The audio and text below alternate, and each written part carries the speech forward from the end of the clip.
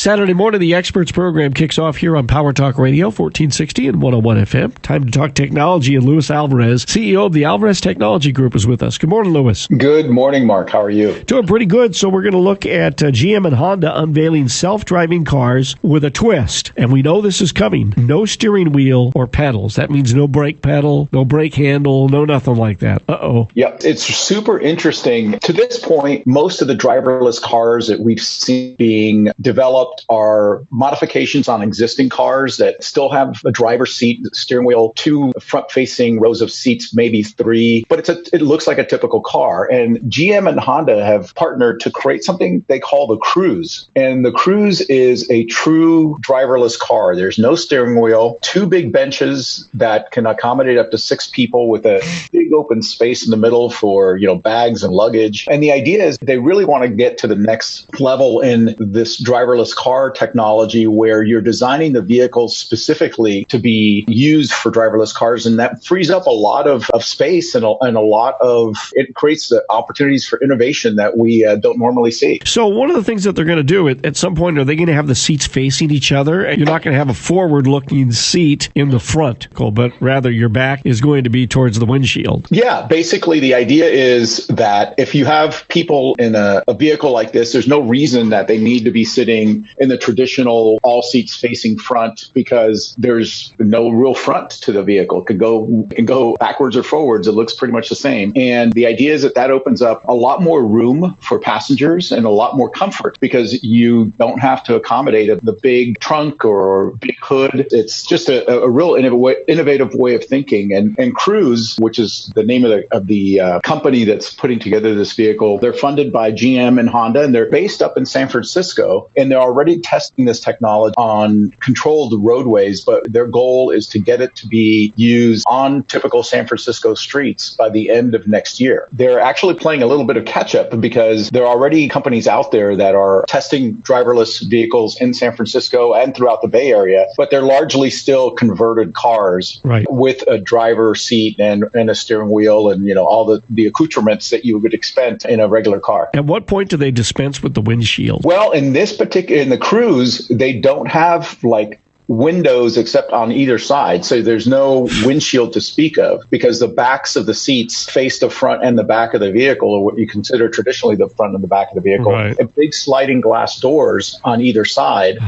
So passengers can look out to the left or to the right of the vehicle as they cruise the streets without necessarily needing to look out through a windshield to see what's in front of them, because it doesn't really matter. Somebody else is doing the driving, right? So why stare out the windshield? Right. But at some point, I don't know that I want to give up that much control. All right. And San Francisco is a perfect example. Here is a real world scenario that can happen in San Francisco. You're in an intersection in one of these vehicles. You are stopped in an intersection and you're sitting on tracks. And those tracks, you're sitting across the tracks of either cable car tracks. We've heard about problems with cable cars where brakes have failed and the cable car can't stop. You're stuck on that track and there's no way for you look and you see and you're going to get T-boned by a cable car and you have no steering wheel and you have no ability to get that vehicle out of the way and your goose is cooked. It's interesting. Whenever I talk to people about driverless cars, they somehow assume that the computers and the technology in these vehicles are less capable than their own eyesight and their own reactions. Right. When in reality, it's the opposite, right?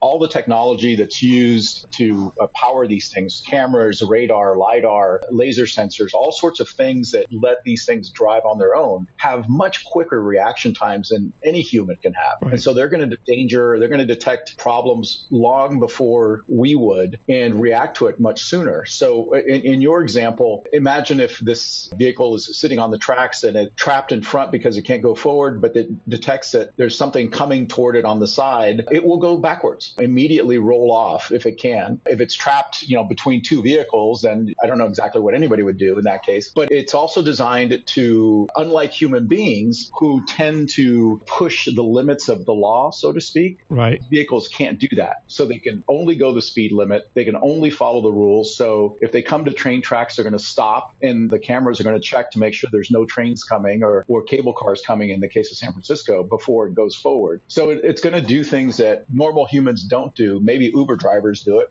but those are not normal humans.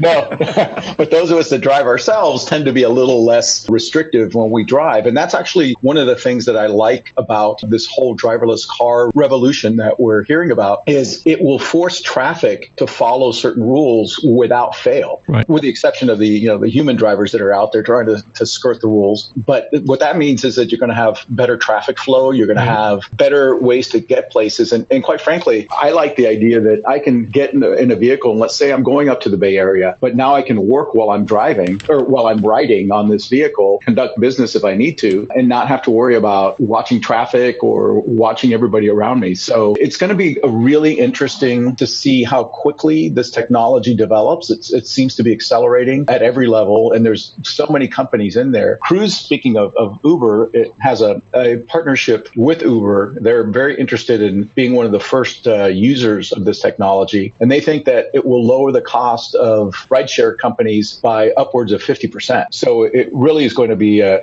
boon to consumers who will be able to save a lot of money when they can use cars like these instead of passenger or driver equipped cars. What are the auto insurance companies saying about this? For example, if I buy one of these cars, I don't have a steering wheel, I don't have brake pedals, I'm no longer a driver. So who's responsible? Who carries the insurance if this vehicle is involved in an accident? Excellent question. And it's going to be the company that owns the vehicles. In fact, you mean I'm not going to buy the vehicle? That's the other thing that's interesting about this. Last year, Elon Musk, our friend who owns Tesla, warned the public. Basically, he was at a convention and said, hey, if you're interested in buying my cars, you basically have another 5 years or so, because at that point, I'm not going to sell them to people anymore. They're going to be driverless vehicles, and I'm going to sell them as fleets, or maybe even run them as fleets myself, because I can make more money as a company leasing out these vehicles for ride shares or for setting up my own rideshare company than I can by selling them, because it's continuing, ongoing revenue. So instead of charging $150,000 for top of the line Tesla, that car over the 10-year lifespan of active life, I can make $1 million on that car. Okay. So why would I sell it? And that's really the fundamental shift that we're going to see, that a lot of people that love cars scoff at, is this idea that at some point these driverless vehicles, once they're perfected and out, in mass, are going to eliminate a lot of people buying cars. Car dealerships will cease to exist the way that we know them. Oh boy! Because people won't need to buy cars. They'll be able to use a car when they need it and not have to worry about having it sitting in their driveway or in their parking lot. They can save all sorts of money. So wait a minute. When you use this vehicle and you take it to your home, what is it, just going to drop you off and then it's going to go to some waiting area where it goes and picks somebody else up? So it's not going to sit in your driveway. So like when you need it in the middle of the night, it's just going to be there. It won't necessarily be that car. It could be a different one that comes and gets you. Exactly. Will be very similar experience to Uber, other than there'll be many more of them. So they'll be much more available. You can schedule a pickup in the morning if you're going to work, for example. And imagine a world where you don't have to pay for gas anymore, and you don't have to pay for the maintenance of a car or have a car payment, but you still have the convenience of being able to get wherever you want to get anytime you need to. And it's just going to change the way people think about transportation. And for those of my friends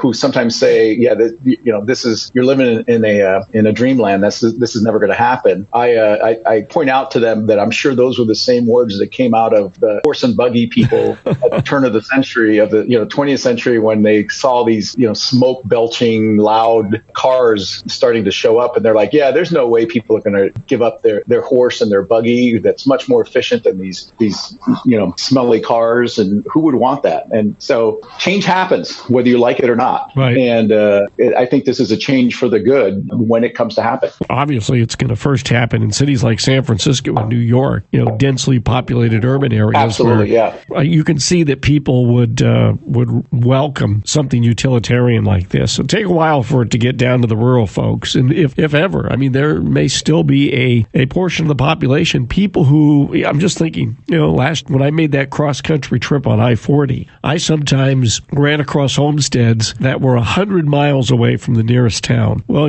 those folks, they're still going to need personal transportation to get to the store, to get to various places, because they are just so far out and off the beaten path that it's not practical to have something like that at this point. Yeah, I think in our lifetime, we probably won't see cars that can be driven go away. But I do think, you're talking about insurance earlier, I do think that it's going to be more expensive as insurance companies say, hey, the human-driven cars are much more likely to crash than these other cars. So we're going to increase the insurance rates, because as the pool of drivers falls, the insured pool falls. So everybody has to pay a little bit more to continue to get car insurance. So you'd better be a really safe driver if you want to keep driving. There you go. Because your rates are going to go up, but they're really going to go up for people that are not very good drivers and very high risks. Yeah. Imagine there'll be a point where somebody will lose their driver's license much faster than they do today, because there are options for them. So judges can say, look, you've had 3 accidents. You're a risk. We're not going to let you drive anymore. You're just going to have to start using one of these driverless services to get where you want to go. A brave new world, and it's